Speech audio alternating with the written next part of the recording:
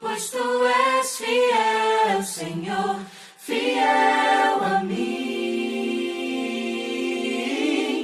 Tu és fiel, Senhor, eu sei que tu és fiel.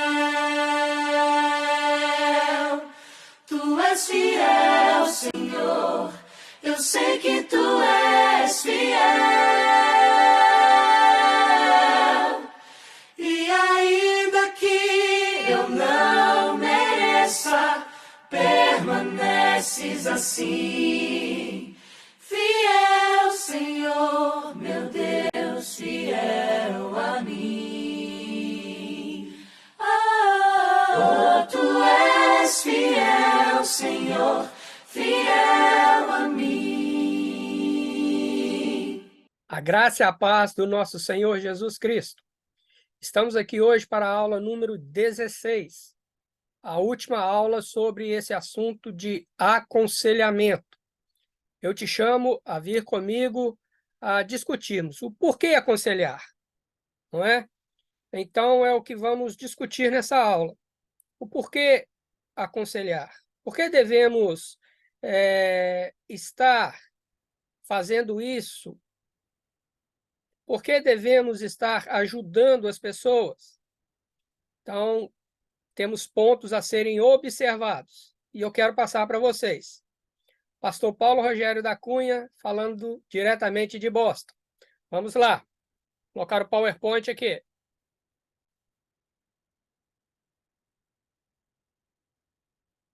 Ok.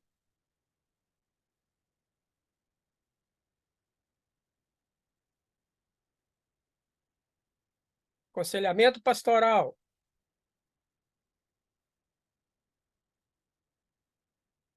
Aula 16. Por que aconselhar? Vimos aí em 15 aulas diversas questões sobre o aconselhamento pastoral. E não findamos. É um assunto em que temos muito outros pontos que poderiam ser discutidos, mas eu selecionei aqueles que eu achei principais para nós discutirmos. E no final disso tudo, por que aconselhar? Por que aconselhar? Porque é o cumprimento do mandamento apostólico. Existe um cumprimento apostólico para o aconselhamento. Olha aí Colossenses, capítulo 3 e verso 16. Se você tem sua Bíblia aí, pega. Se você está me ouvindo, né, e não tem condições, ou me vendo e não tem condições de estar abrindo a Bíblia e acompanhando, eu vou ler o versículo para você. Então diz o seguinte, Colossenses 3 e 16. A palavra de Cristo habite em vós, abundantemente, em toda a sabedoria, ensinando-vos e admoestando-vos uns aos outros, com salmos, hinos e cânticos espirituais, cantando ao Senhor com graça em vosso coração. O apóstolo Paulo está dizendo aqui que é justamente isso, ensinar e admoestar. Admoestar o que é? Aconselhar, mostrar para outra pessoa um caminho, uma diretriz, um foco. E Paulo ensina isso à igreja em Colossos, né? Ele ainda também fala na sua carta que ele escreveu à igreja em Roma, no capítulo 12 e o verso 8, o seguinte: ou o que exorte, use esse dom em exortar. O que reparte, faça-o com liberalidade. O que preside, com cuidado. O que exercita misericórdia, com alegria. Paulo também ensina aqui o que? Exortar. Exortar é ensinar, é mostrar o que deve se fazer. E no final do versículo ele diz: o que exercita misericórdia com alegria. Eu encaro o aconselhamento como um dom de misericórdia. Não é? Misericórdia, o que seria em breves palavras, né? Vem de miséria mesmo, de uma situação complicada. Córdia vem de coração. Então, um coração, mas machucado, um coração dilacerado. Então, o que exercita a misericórdia, exercite com alegria. Aquele que trabalha a misericórdia, aquele que trabalha a questão, que faça isso com alegria. Então, é o cumprimento de um mandamento apostólico. Por isso é que nós devemos desenvolver em nossa vida cristã o hábito de aconselhamento. Não é? Outra coisa, além de ser um mandamento apostólico, Jesus deixou o mandamento de amar. E esse mandamento, ele deve ser uma marca na vida de cada um de nós que somos chamados de cristão. Olha o que ele fala no Evangelho segundo São João, capítulo 15, o verso 12 e 17. O 12 diz o seguinte: o meu mandamento é esse, que vos ameis uns aos outros, assim como eu vos amei. Agora o 17. Isso vos mando, que ameis uns aos outros.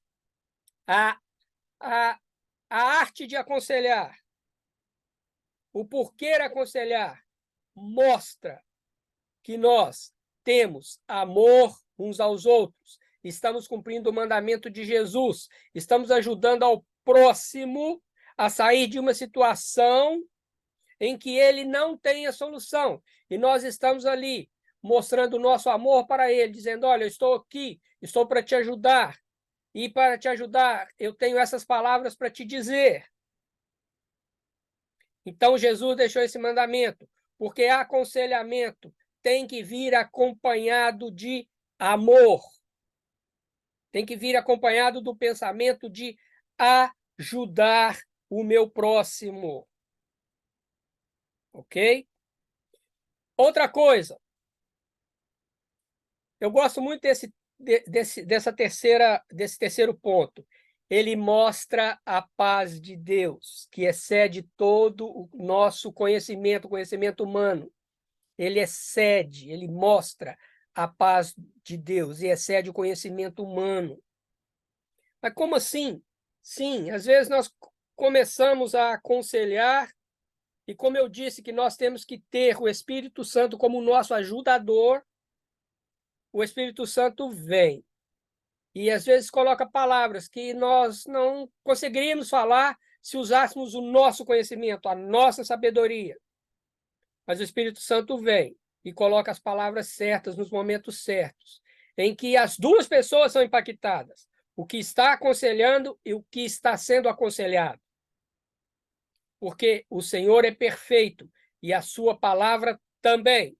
Olha o que diz Paulo na carta à igreja em Filipos. Filipenses, capítulo 4, e verso 7. E a paz de Deus, que excede todo o entendimento, esse aqui é o entendimento humano, guardará os vossos corações e os vossos pensamentos em Cristo Jesus. Isso é maravilhoso, sabe por quê? Porque ele guarda os nossos pensamentos, ele guarda os nossos corações. E, às vezes, nos aconselhamentos, nas situações que nos são apresentadas, em que, às vezes, nós mesmos ficamos atônitos diante da situação.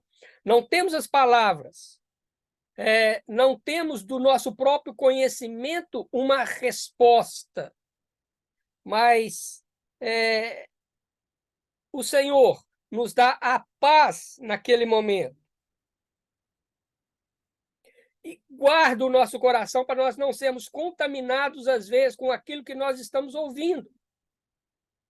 Não é? Nós estamos ali não para sermos contaminados, mas para contaminar com o bem a outra pessoa que está sendo aconselhada. Não é? E ainda o nosso pensamento.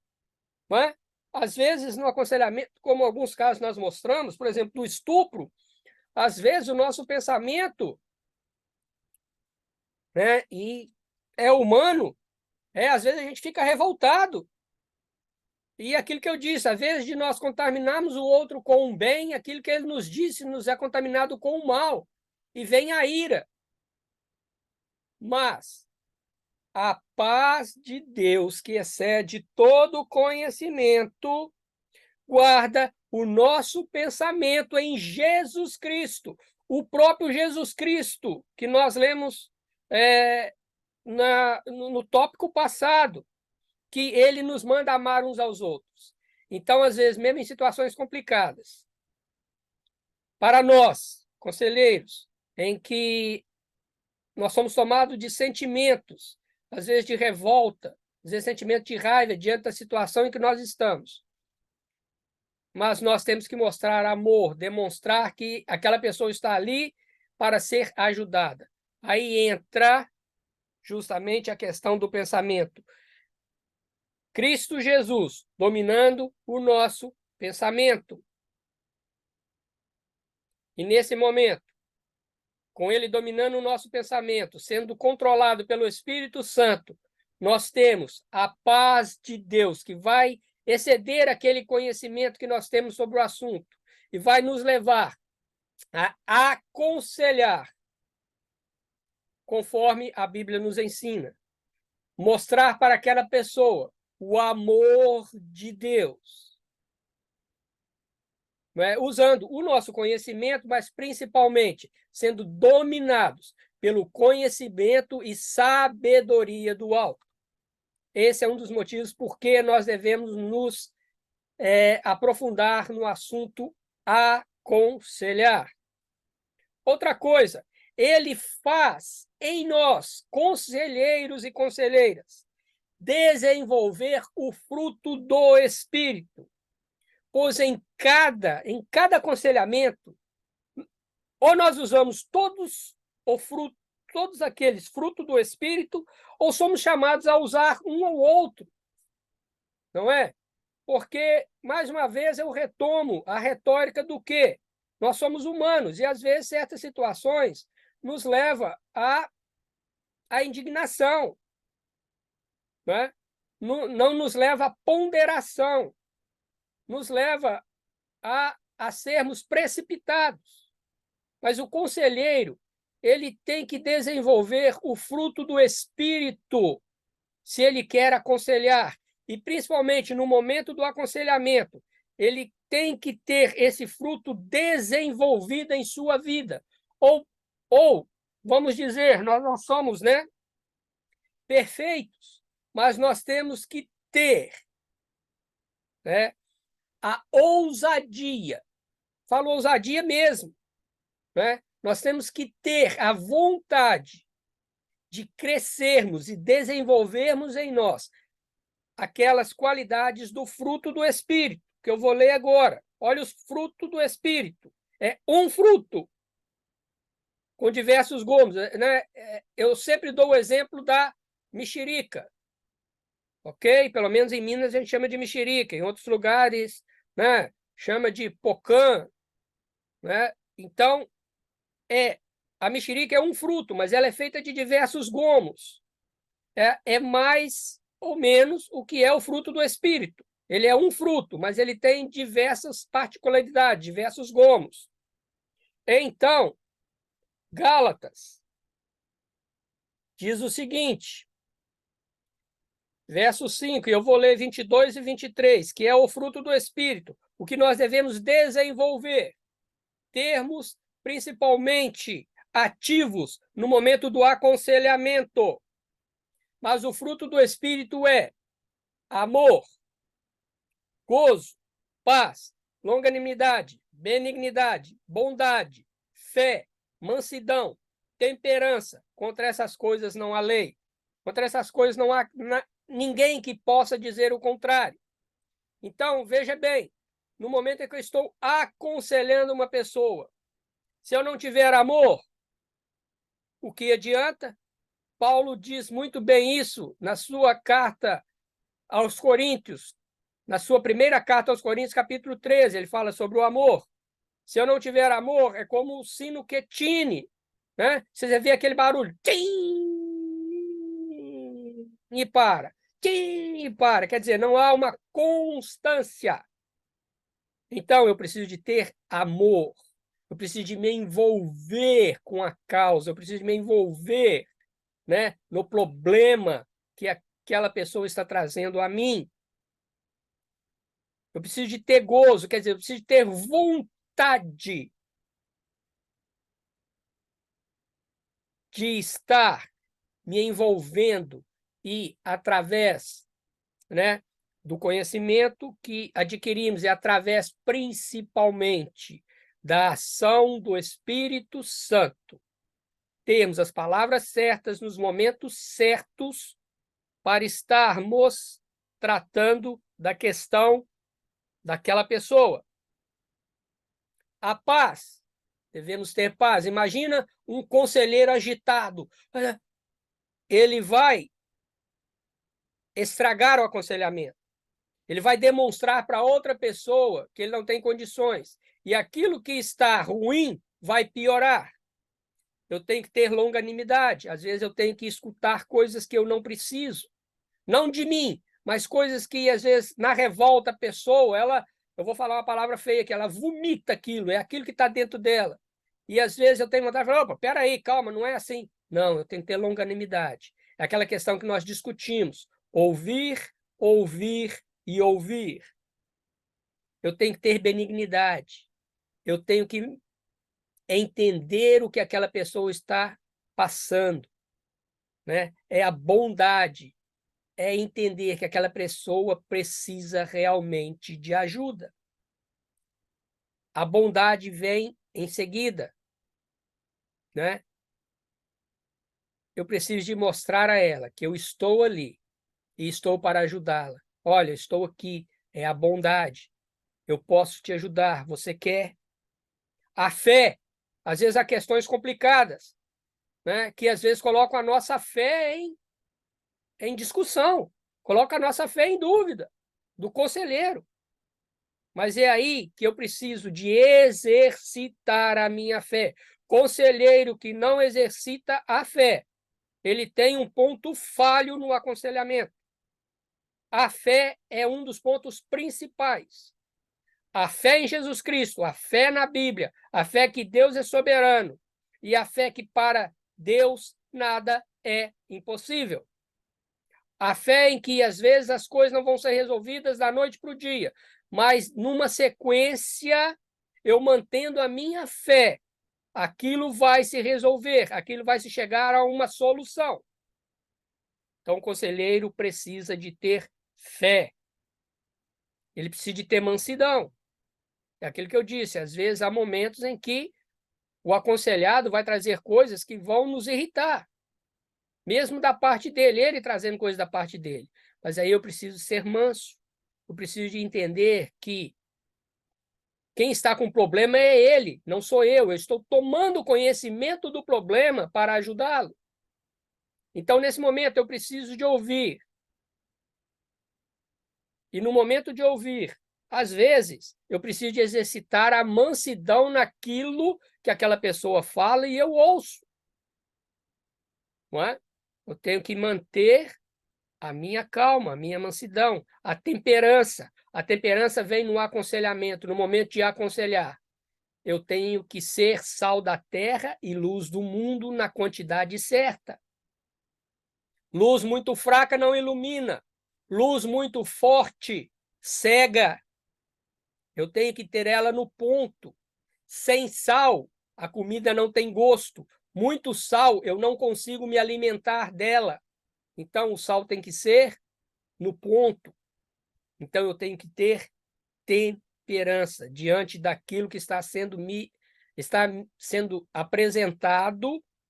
Eu tenho que ouvir, analisar e buscar as palavras certas com temperança, com calma, com amor e mostrar àquela pessoa os passos em que ela tem que seguir. Ok? Então, por que aconselhar? Por esses motivos. E o quinto, o conselheiro adquire para a sua vida espiritual e material a percepção de Deus para o comportamento humano. Cada aconselhamento que nós damos, nós conseguimos adquirir, captar, sugar guardar para a nossa vida espiritual e material uma experiência de vida. E essa experiência de vida que nos é passada através do problema apresentado, nós entendemos como o ser humano se comporta. E nós temos que entender esse comportamento, não pela nossa percepção, mas pela percepção divina, a percepção de Deus. E a partir daí, nós não vamos desistir de buscar o bem do próximo, mesmo quando a tarefa de ajuda é longa e árdua. O conselheiro ele tem que ter esse entendimento que quando se começa um aconselhamento, ele não pode ser curto o suficiente, que não resolva nada, ou não pode ser o longo o suficiente, que se torna cansativo. Ele tem que ser adequado à necessidade que aquela pessoa precisa. E isso nós só vamos ter diante da percepção que Deus vai nos dar, diante daquilo que nós estudamos, com o Espírito Santo nos ajudando. Então, vai ter tarefas, vai ter aconselhamentos em que é longa e árdua, dependendo do assunto. Mas nós devemos mostrar aquilo que nós estudamos no ponto 1, no ponto 2, no ponto 3 e no ponto 4. Não é? Olha o que Paulo diz, logo em seguida, aí no capítulo 6 de Gálatas, do verso 6 ao verso 10. E o que é instruído na palavra, então o conselheiro tem que estar instruído na palavra de Deus. Reparta de todos os seus bens com aquele que o instrui. Não erreis. Deus não se deixa escarnecer, porque tudo que o homem semear, isso também ceifará. É aquilo que eu disse da questão de nós sermos sinceros. Nós temos que mostrar para o aconselhado em que tudo existe uma ação e reação. Aquilo que eu planto é o que eu colho. E mesmo, às vezes, eu estou colhendo coisas que eu não plantei, mas a minha geração, às vezes, passada plantou e eu é que estou colhendo. Ah, mas espera aí, você está falando de maldição hereditária?